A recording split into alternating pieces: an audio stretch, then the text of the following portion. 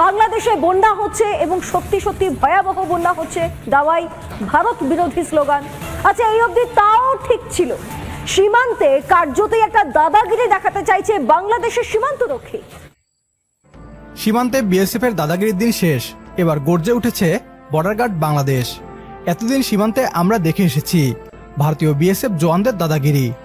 Border guard Bangladesh BGB যেন নিষ্ক্রিয় হয়েছিল। বিএসএফ বাংলাদেশের ভিতর ঢুকে গুন্ডামি করত ইচ্ছা মতো। রইসুদ্দিনের মতো বিজিবির জওয়ানদের প্রাণ নিতেও বিএসএফ এর হাত কাঁপত না। বিএসএফ ভালো করেই জানতো বাংলাদেশে তাদের দাসত্বের সরকার বসানো আছে। বাংলাদেশ তাদের বাপদাদার রেখে যাওয়া সম্পত্তির মতো। তবে এক মাসের ব্যবধানে সবকিছু পাল্টে গিয়েছে।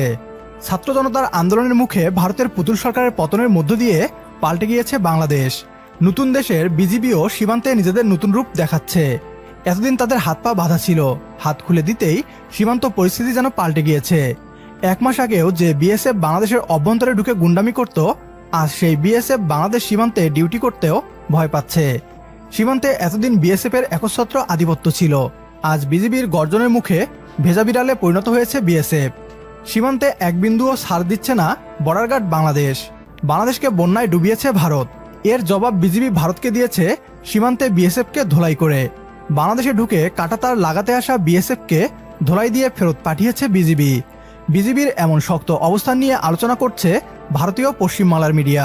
কি বলছে তারা, আসুন তা দেখি।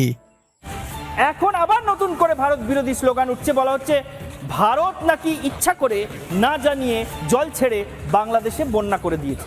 এই দায়টাও ভারতের, এবং তার মধ্যে এই ভারত বিরোধী জিগিরটা শুধুমাত্র বাংলাদেশের সীমানার মধ্যে সীমাবদ্ধ রাখা হচ্ছে না, ভারত বাংলাদেশ সীমান্তকেও